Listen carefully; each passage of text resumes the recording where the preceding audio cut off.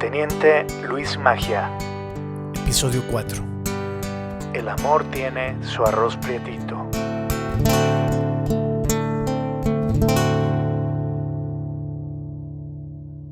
Y así como el teniente dejó una historia en suspenso, de esa misma manera la trajo a su memoria. Ya ni me acordaba, lo juro. Y del modo como inició, pues menos. Hasta tardé en entender de quién hablaba. Quedó huérfano este vale. Pero eso no era raro en esos tiempos. Muchos inocentes andaban solo a la buena de Dios. La vida era más difícil que ahora. Con sangre se liquidaban las cuentas y las criaturas heredaban esas deudas y los errores de sus padres. Se acababan familias enteras por rencillas añejas. Esto que les voy a platicar, lo supe de habladurías entre los soldados. El hombre era muy reservado para andar contando lo suyo. Sepa la chingada de quién hablaba, pensaba yo, pero no pregunté. Hace muchos años, en un ranchito que está muy lejos de aquí, vivía la gente pobremente. Tenían pues un que otro animal, su pedacito de tierra y un jacal. Ahí se avecinó un matrimonio con su hijo.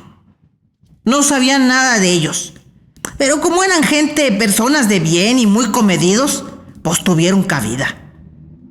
La gente de ese rancho estaba bien fregada.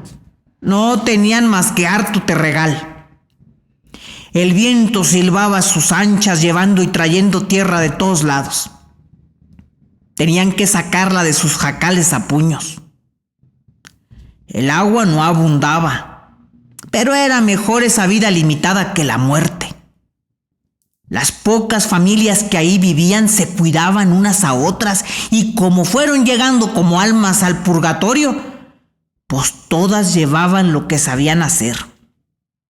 Así se echaban el lazo. Las mujeres no andaban solas por los caminos, no. Tampoco se dejaban ver mucho. Había harta calaña que podía malorearlas. Esos endinos no respetaban edades. El ranchito se llamaba Lamentada. Nombre difícil de olvidar para un lugar tan olvidado. Una tarde, al terminar sus labores, todos se recogieron en sus casas.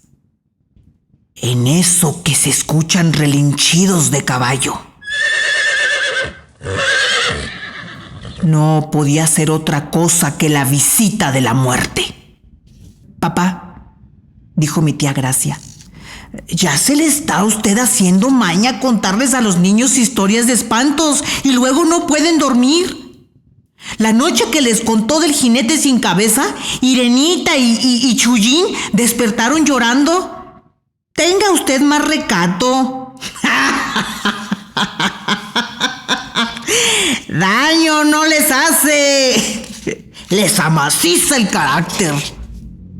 «Qué mitote el de las criaturas de estar amonadas escuchando a este viejo desocupado», intervino la abuela. «Como a él nadie lo trasnocha. Ronca como el perro viejo de Don Chón. A la noche le llevan los chiquillos a su cama a ver si no amanece meao hasta las orejas y así se le quita la maña».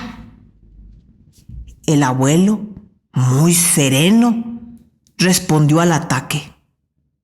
«Bien decía mi amigo Narciso, que en paz goce. Las mujeres están para rezar el credo, no para andar preguntando quién lo escribió. Dejen sus garras esas y lleven a los niños a dormir. Aquí vamos a platicar solo los valientes». Ninguno nos fuimos.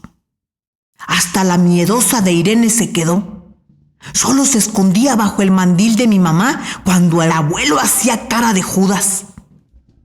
«Esos desgraciados eran bandoleros», continuó el abuelo. pero fue interrumpido por Lolita, mi prima. ¿Qué es eso, abuelo?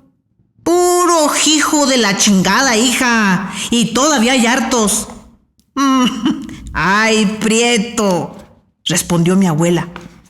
Aclárale bien a la criatura qué es eso. Vaya a creer que tu hermano Encarna es uno de ellos. Bueno, pues todos reímos y hasta el abuelo. Lolita, un bandolero es un bandido. Ya, y ya cállense todos. O los fusilo, empezando por la más vieja. Todos reíamos mientras el atarantado de Chuyín salía corriendo montado en su caballo de palo y gritando que le perdonaran la vida. Mi abuelo se acomodó en su silla y la historia siguió. Las balas salían de sus carabinas de un lado y de otro. Muchos murieron. Los infelices no respetaron, pero también cayeron varios. Los hombres y mujeres del rancho les dieron batalla. Robaron lo que pudieron y se largaron como llegaron. Decían que por varios días el polvo se aquietó. La sangre remojó tanto la tierra que no la dejó menearse. Hasta el viento se asilenció. Todo estaba de duelo. Pero la mente de los mexicanos no se estanca. Pronto aprendemos a caminar delante mientras enterramos difuntos. Por la mañana, ya con la luz de la realidad, nada quedó oculto. Entre los vivos y heridos se decía que los recién llegados habían traído la desgracia tras ellos. Resulta que don Nicanor dejó unas deudas sin saldar en otros lares y pues nos está contando del militar don Nicanor, abuelo. Interrumpí al escuchar ese nombre. La móndrega de Irene gritó que me fusilaran. Mira, te voy a dar un plomazo por media maceta si vuelves a interrumpir. Los rancheros maliciaron que buscaban a Nicanor, al hombre que tenía poco de haber llegado al ranchito junto con su familia. Uno de los bandidos mostró su rostro dibujado en el papel al encargado del orden. ¿Conoces a este hombre? La justicia lo anda buscando. Agente del rancho es huraña. No le gustan los puereños que llegan armados haciéndose pasar por decentes. Sí que el muchacho no respondió. Sabía que esos ladrones harían mucho más que solo llevarse al prófugo.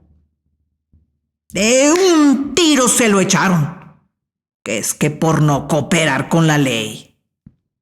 Así empezó aquel infierno de pólvora. A don Nicanor lo hallaron muerto, aunque también dio batalla. El cuerpo de su esposa fue encontrado días después. Un desgraciado cargó con ella. No tuvieron piedad con esa mujer. Mi abuelo guardó silencio. También las mujeres de la casa. Cada una imaginó la historia a su manera, según la inocencia de sus años. «Abuelo», preguntó Lolita, mientras 2 lagrimones corrían por sus mejillas. ¿Y también mataron al niño? Mi abuelo tardó en responder. Metió su bigote a la taza de café y nos miró en silencio. Cuando estuvo listo, respondió.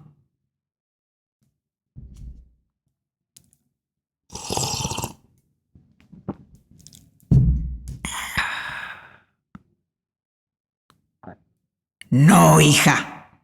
El niño vivió. Después de unos años se convirtió en el mejor militar que yo había conocido. Antonio Nicanor.